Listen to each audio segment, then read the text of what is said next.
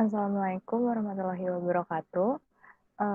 Kami dari kelompok 3 akan mempresentasikan eh, chapter 7 cash flow analysis dari mata kuliah analisis laporan keuangan. Saya sendiri Beatrice, lalu ada Nadia Yasya dan Linda Lestari. Nah, yang pertama topiknya adalah statement of cash flow. Statement of cash flow, tujuan dari laporan arus kas adalah untuk memberikan informasi arus masuk dan arus kas keluar untuk suatu periode. Ini juga bisa membedakan antara sumber dan penggunaan arus kas dengan memisahkan dalam aktivitas operasi, investasi, dan pendanaan. Relevance of cash. Kas merupakan aset yang paling liquid dan menawarkan likuiditas dan fleksibilitas bagi perusahaan. Ini merupakan awal dan akhir dari siklus operasi perusahaan.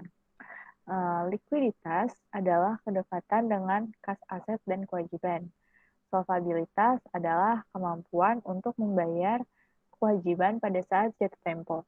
Fleksibilitas finansial adalah kemampuan untuk bereaksi dan menyesuaikan diri dengan peluang dan kesulitan. Laporan arus kas merupakan kunci rekonstruksi banyak transaksi yang merupakan bagian penting dari analisis. Selanjutnya adalah reporting by activities. Laporan arus kas melaporkan penerimaan kas dan pembayaran kas melalui aktivitas operasi, pendanaan, dan investasi. Aktivitas bisnis utama perusahaan. Untuk aktivitas operasi merupakan aktivitas yang berhubungan dengan pendapatan perusahaan. Untuk aktivitas investasi merupakan sarana untuk memperoleh dan melepaskan aset non-tunai. Kegiatan pembiayaan merupakan sarana penyumbang, penarikan, dan pemberian dana untuk mendukung kegiatan usaha. Selanjutnya merupakan constructing the cash flow statement. Ada dua metode yang dapat diterima untuk melaporkan arus kas dari operasi. Yang pertama adalah metode tidak langsung dan juga ada metode langsung. Untuk metode tidak langsung, laba bersih disesuaikan dengan item pendapatan yang merupakan beban, bukan kas, dan akrual untuk menghasilkan arus kas dari operasi. Keuntungan dari metode tidak langsung ini itu pengungkapan rekonsiliasi perbedaan antara laba bersih dan arus kas operasi. Perhitungan laporan arus kas dengan metode langsung disajikan kemudian sebagai perbandingan.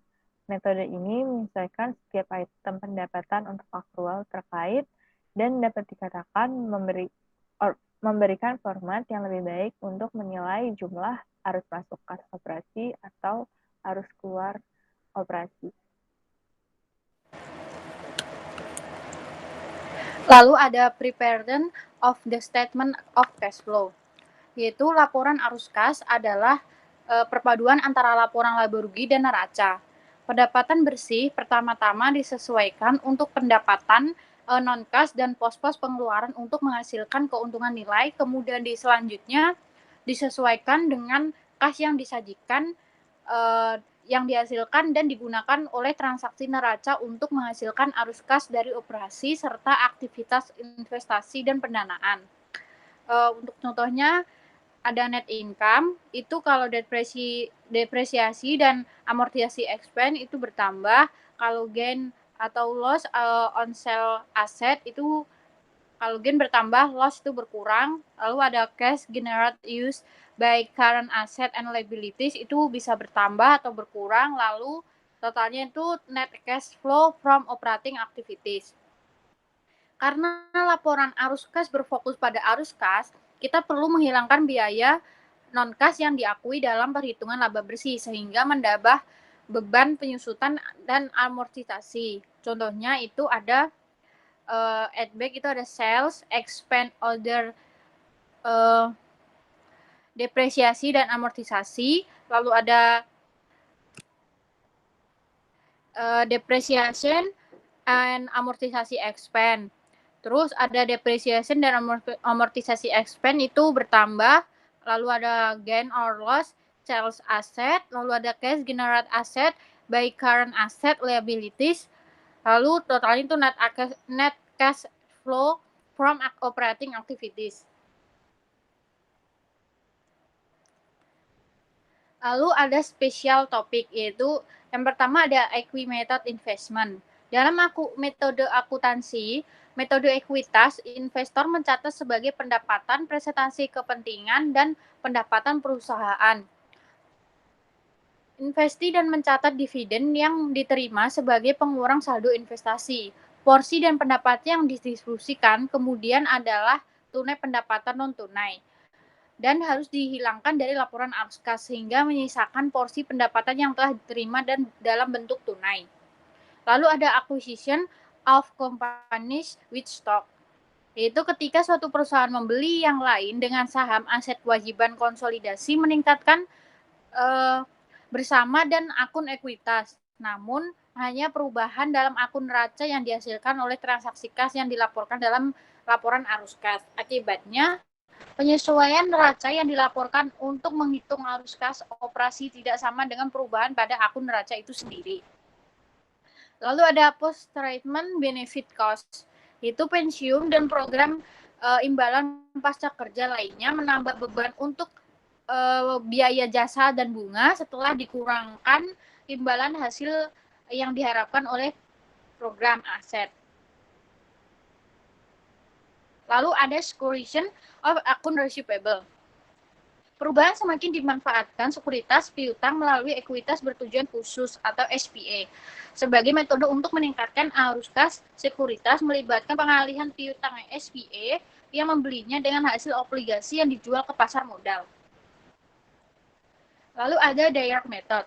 Metode langsung atau arus kas keluar melaporkan penerimaan kas bruto dan pengeluaran kas terkait dengan operasi. Pada dasarnya menyesuaikan setiap item laporan laba rugi dan akrual menjadi kas.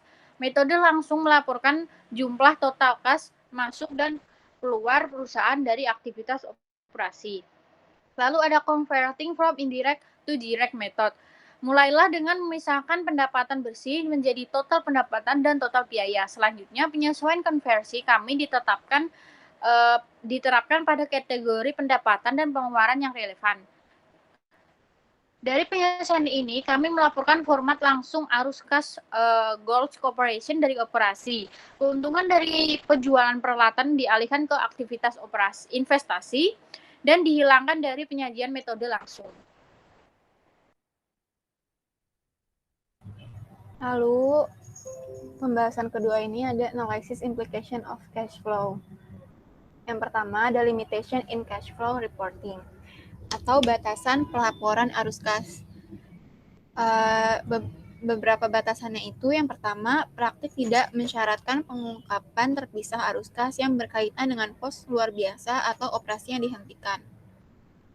Yang kedua, bunga dan dividen yang diterima dari bunga yang dibayarkan diklasifikasikan sebagai arus kas operasi. Yang ketiga, pajak penghasilan diklasifikasikan sebagai arus kas operasi. Dan yang terakhir, penghapusan keuntungan atau kerugian sebelum pajak dari penjualan pabrik atau investasi dari aktivitas operasi mendistorsi analisis terhadap aktivitas operasi dan investasi. Yang kedua, ada interpreting cash flows and net income. Arus kas dari operasi adalah pandangan yang lebih luas dari aktivitas operasi daripada laba bersih. Arus kas dari operasi mencakup semua aktivitas yang terkait dengan pendapatan perusahaan. Ukuran ini tidak hanya menyangkut pendapatan dan pengeluaran, tetapi juga permintaan uang tunai dari aktivitas. Arus kas dari operasi berfokus pada aspek likuiditas operasi.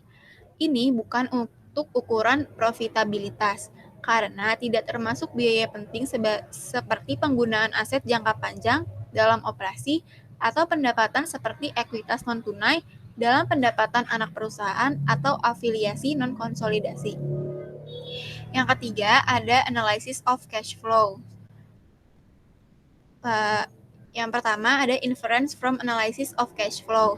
Kesimpulan dari analisis arus kas termasuk di mana manajemen mengalokasikan sumber dayanya, di mana ia mengurangi investasi, dan dari mana kas tambahan berasal, dan juga di mana klaim terhadap perusahaan dikurangi.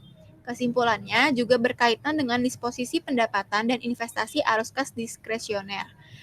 Analisis juga memungkinkan kita untuk menyimpulkan ukuran, komposisi, pola, dan stabilitas arus kas operasi. Peningkatan arus kas operasi yang timbul dari peningkatan kewajiban lancar juga biasanya bukan merupakan sumber arus kas masuk yang berkelanjutan. Lalu ada alternative cash flow measures. Pengguna terkadang menghitung pendapatan bersih ditambah depresiasi dan amortisasi sebagai proksi mentah untuk arus kas operasi. Salah satu varian dari ukuran ini adalah EBITDA yang populer, atau pendapatan sebelum bunga, pajak, depresiasi, dan amortisasi. Ukuran ini mengalami beberapa masalah. Yang pertama, penambahan depresiasi terkadang diartikan bahwa biaya tersebut tidak sah. Itu tidak benar. Yang kedua, beberapa menafsirkan penambahan depresiasi untuk menunjukkan bahwa uang tunai telah disediakan untuk pengisian kembali aset jangka panjang. Itu juga tidak benar. Dan yang terakhir, laba bersih ditambah depresiasi mengabaikan perubahan akun modal kerja yang terdiri dari sisa arus kas bersih dari aktivitas operasi. Selanjutnya ada company and economic conditions. Neraca menggambarkan aset perusahaan pada suatu titik waktu dan cara aset tersebut dibiayai. Laporan laba rugi menggambarkan hasil operasi untuk periode waktu tertentu. Pendapatan meningkatkan aset, termasuk aset tunai dan non-tunai, baik lancar maupun juga tidak lancar. Beban merupakan konsumsi aset atau timbulnya kewajiban. Dengan demikian, laba bersih dikaitkan dengan arus kas melalui penyesuaian di akun neraca. Meskipun perusahaan yang berhasil dan tidak berhasil dapat mengalami masalah dengan arus kas dari operasi, alasannya sangat berbeda. Perusahaan yang sukses menghadapi peningkatan investasi dalam piutang dan persediaan untuk memenuhi permintaan pelanggan yang terus meningkat. Seringkali menemukan keuntungan yang meningkat berguna dalam memperoleh pembiayaan tambahan dari pemasok hutang dan ekuitas. Nah, untuk perusahaan yang tidak berhasil, dapat meningkatkan arus kas dengan mengurangi piutang dan persediaan. Tetapi biasanya hal ini dilakukan dengan mengorbankan layanan kepada pelanggan. Yang selanjutnya, mereka akan menekan laba. Faktor-faktor tersebut merupakan tanda-tanda krisis saat ini dan masa depan, serta kekurangan uang tunai, termasuk penurunan kredit perdagangan. Arus kas yang menurun untuk perusahaan yang tidak berhasil memiliki implikasi yang sama sekali berbeda daripada yang mereka lakukan untuk perusahaan yang sukses. Untuk free cash flow, meskipun tidak ada kesepakatan mengenai ketepatan dari definisinya, berikut merupakan salah satu ukuran arus kas bebas yang lebih berguna. Cash flows from operation itu di minus dengan net capital expenditures required to maintain productive capacity, lalu minus juga dengan dividend on preferred stock and common stock. Lalu akan didapatkan free cash flow. Definisi lain yang banyak digunakan atau konsep yang serupa itu adalah free cash flow sama dengan NOPAT minus change in NOA. Definisi ini tuh mendefinisikan arus kas bebas ke perusahaan sebagai laba bersih setelah pajak atau NOPAT dikurangi dengan peningkatan aset operasi bersih atau NOA. Arus kas bebas positif mencerminkan jumlah yang tersedia untuk aktivitas bisnis setelah penyisihan pembiayaan dan persyaratan investasi untuk mempertahankan kapasitas produktif pada tingkat saat ini. Cash flow as validators. Laporan arus kas ini juga berguna untuk memprediksi hasil operasi atas dasar kapasitas produktif yang diperoleh dan direncanakan. Ini juga digunakan dalam penilaian kapasitas ekspansi masa depan perusahaan, kebutuhan modalnya, dan sumber arus kas masuknya.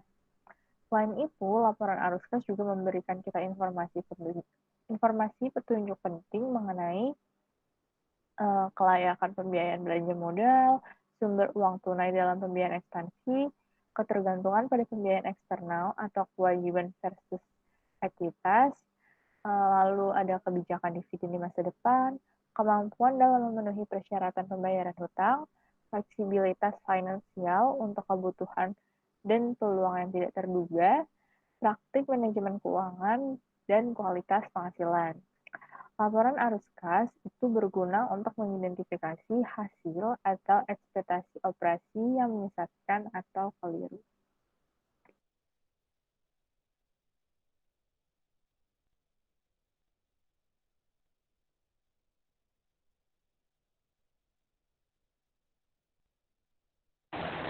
Lalu ada spesialis cash flow ratio.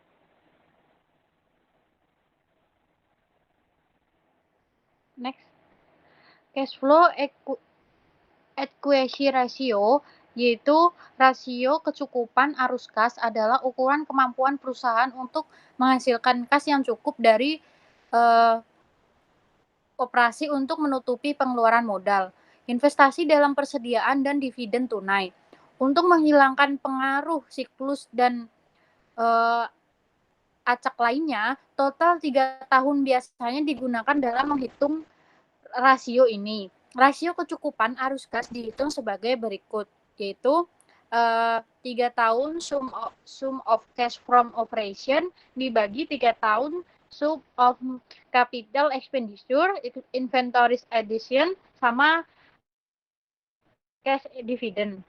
Interpretasi yang tepat dari rasio kecukupan arus kas adalah penting. Rasio 1 menunjukkan bahwa perusahaan benar-benar memenuhi kebutuhan kas ini tanpa membutuhkan pendanaan eksternal. Rasio di bawah 1 menunjukkan sumber kas internal tidak cukup untuk mempertahankan dividen dan tingkat pertumbuhan operasi saat ini. Lalu ada cash reinvestment ratio. Rasio investasi kembali kelas adalah ukuran persentase investasi pada aset mewakili kas operasi yang ditahan dan diinvestasikan kembali di perusahaan untuk menggantikan aset dan pertumbuhan dalam operasi. Rasio ini dihitung sebagai yaitu operating cash flow dikurangi dividen dibagi gross plan tambah investment tambah other asset tambah working capital. Rasio investasi kembali di area 7% hingga 11% umumnya dianggap memuaskan.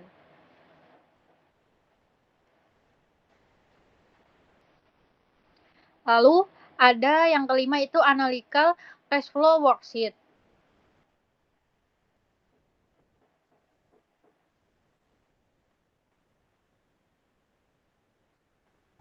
Ini Berikut merupakan adalah small business cash flow projection company. Contoh worksheet-nya yaitu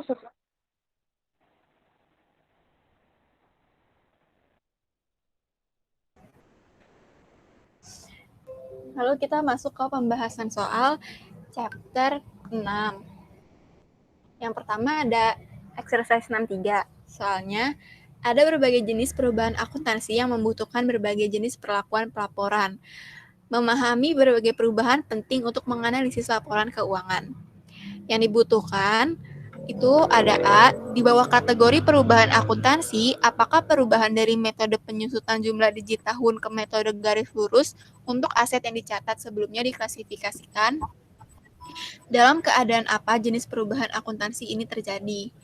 Yang B, di bawah kategori perubahan akuntansi, apakah perubahan dalam umur layanan yang diharapkan dari suatu aset karena informasi baru diklasifikasikan? Dalam keadaan apa jenis perubahan akuntansi ini terjadi?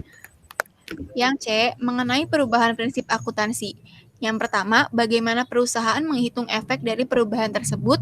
Yang kedua, bagaimana perusahaan melaporkan pengaruh perubahan ini dengan catatan jangan membahas persyaratan laba per saham. Yang D, mengapa prinsip akuntansi setelah diadopsi biasanya diterapkan secara konsisten dari waktu ke waktu? Yang E, apa alasan pengungkapan perubahan dari satu prinsip akuntansi ke prinsip akuntansi lainnya? Yang F, diskusikan bagaimana analisis Anda tentang perubahan akuntansi wajib mungkin berbeda dari analisis perubahan akuntansi sukarela. Yang G, diskusikan bagaimana perusahaan mungkin mengatur waktu penerapan perubahan akuntansi wajib untuk keuntungan mereka sendiri.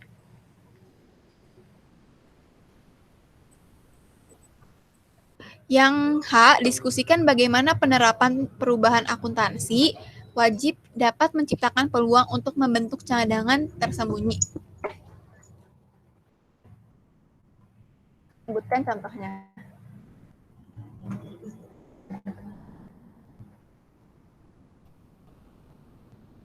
Jawaban yang A, suatu perubahan yang terjadi karena adanya informasi baru atau revisi fakta yang terkait dengan aset, kewajiban, pendapatan, atau beban. Ini menghasilkan nilai yang direvisi terkait aset, kewajiban, pendapatan, atau beban. Jika perubahan estimasi disebabkan oleh perubahan prinsip akuntansi, maka perubahan tersebut diakui secara retrospektif. Jika perubahan estimasi murni disebabkan oleh perusahaan estimasi akuntansi, maka perubahan tersebut diakui secara prospektif. Selanjutnya untuk jawaban yang B, perubahan nilai yang terjadi karena adanya revisi kebijakan mengenai penilaian aset dan kewajiban. Perubahan ini diterapkan secara retrospektif dan laporan keuangan juga disajikan penilaian yang direvisi untuk periode pelaporan paling awal. Jika alasan perubahan prinsip akuntansi tidak dapat dijelaskan dengan baik, maka akan diterapkan secara prospektif. Untuk jawaban yang C, yang pertama, perubahan metode pembebanan penyusutan diakui secara retrospektif. Dalam arti, laporan keuangan disajikan kembali. Kemudian, jumlah penyusutan per tahun dihitung secara retrospektif dan pengaruh perubahan tersebut dicatat. Ketika umur layanan asetnya diubah, perubahan tersebut diakui dan dicatat secara prospektif. Karena hanya terjadi selama estimasi akuntansi yang berubah. Jumlah penyusutan adalah untuk masa pakai aset dan efek neto dicatat secara retrospektif. Nah, untuk yang poin 2-nya, perubahan metode pembebanan penyusutan diakui secara retrospektif dalam arti laporan keuangan ini disajikan kembali. Ketika umur jasa aset diubah, maka perubahan tersebut juga diakui dan dicatat secara prospektif karena terjadi murni selama perubahan estimasi akuntansi. Lalu untuk jawaban yang D, di bawah prinsip konsistensi akuntansi, prinsip akuntansi yang dipilih diterapkan dari waktu ke waktu. Jika tidak ada, maka akan sangat sulit untuk membandingkan datanya. Lalu untuk yang E, perubahan dari satu prinsip akuntansi ke prinsip akuntansi lainnya dicatat supaya laporan keuangan sejalan dengan prinsip akuntansi yang baru saja diadopsi. Untuk jawaban yang F, perusahaan dapat menunda penerapan prinsip akuntansi wajib untuk menghemat atau menanggungkan pajak. Nah, untuk jawaban yang G, pelaporan perubahan prinsip akuntansi diperlukan beberapanya ini. Yang pertama, ada sifat dan alasan perubahannya. Lalu harus ada uraian tentang penyesuaian periode sebelumnya dan efek kumulatif dari perubahan pendapatan. Untuk jawaban yang H, dari pertanyaan H, perubahan prinsip akuntansi akan lebih disukai jika yang pertama, jika diizinkan sesuai dengan US GAAP yang merupakan prinsip akuntansi baru harus diakui sesuai US GAAP. Lalu yang kedua adalah konsistensi, di mana ini harus digunakan secara konsisten untuk periode yang akan datang.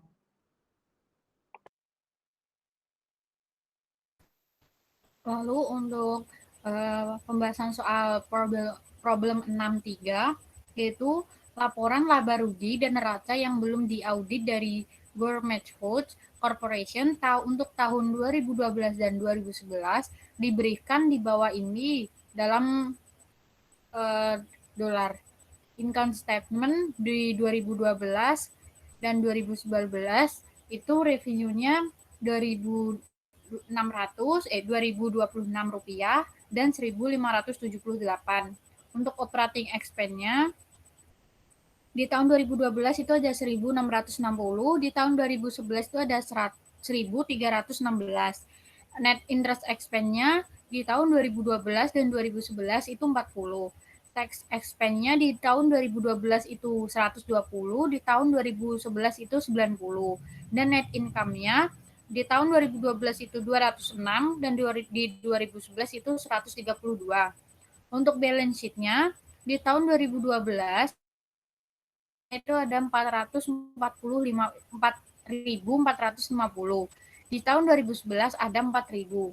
Terus investment securities-nya di tahun 2012 dan 2011 itu ada 1.200. Untuk total asetnya, totalnya yang 2012 itu ada 506, 5.000, di 2011 ada 5.200. Untuk operating liabilities di tahun 2012 itu ada 2.604. Di tahun 2011 ada 2.400. Untuk long term debt di tahun 2012 dan 2011 ada 800. Untuk equity di tahun 2012 ada 2.206, di tahun 2011 ada 2.000.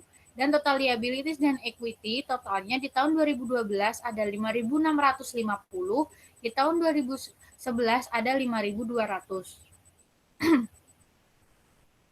Pada 2012, Gourmet Food menjual divisi pengepakan dagingnya seharga 600 juta secara tunai. Keputusan untuk menjual unit dibuat pada hari yang sama. Pada tanggal penjualan, divisi ini memiliki aset operasi 860 juta dan liabilitas operasi 300 juta. Pada akhir 2011, aset dan kewajiban operasi divisi ini masing-masing adalah 821 dan 300 juta. Divisi tersebut tidak memiliki hutang. Operasi dan 2011 adalah sebagai berikut. Operating expense-nya di 2012 itu ada 545, di 2011 ada 500. Untuk operating expense-nya di 2012 ada 485, di 2011 ada 460.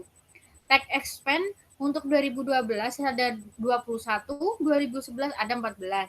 Operating income-nya ada di 2012 39, 2011 ada 26.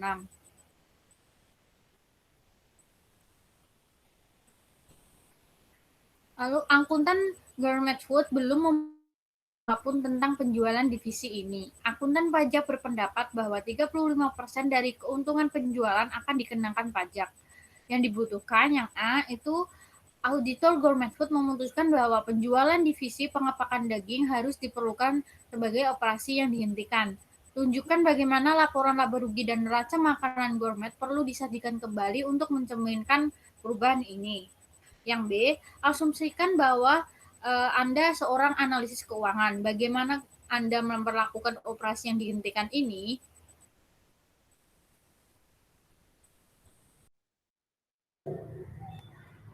Jawabannya yang A. Kita siapin dulu income statement. Di sini ada revenue di 2012 1.481, 2011 1.078. Terus operating expense 2012 1.175 dan 2011 856. Net interest expense-nya 2012 40, 2011 40 juga. Tax expense-nya 2012 itu 99, 2011 76. Jadi net income from continuing operation itu yang tadi 167 sama 106. Ditambah income from discontinued operation atau net of tax. Yang di 2012 39, di 2011 26. Jadi total income-nya itu buat di 2012 $206 dan di 2011 itu $132. Terus yang di bawah ini, formula has been used for obtaining above value. Jadi revenue-nya itu di 2012 dapat dari 2026 dikurang 545. 2011 itu 1.578 dikurang 500. Operating expense-nya 2012 dari 1.660 dikurang 485. Dari 2011 1.316 dikurang 460. Terus net interest expense-nya masih sama 40. Tax expense-nya 2012 120 dikurang 21, kalau 2011 90 dikurang 14. Net income-nya itu jumlah dari yang tadi dari operating expense sampai tax expense. Terus kalau income from discontinue-nya itu udah given, totalnya itu jumlah dari semua partikular yang ada. Jawaban yang B, penghentian operasi menghabiskan banyak biaya. Itu telah kehilangan pendapatan yang signifikan. Keputusan penghentian operasi tampaknya salah. Sekian presentasi dari kelompok kami. Mohon maaf jika ada banyak kekurangan. Wassalamualaikum warahmatullahi wabarakatuh. Terima kasih, Pak Sparta. Terima kasih, Pak Sparta. Terima kasih Pak Saparta.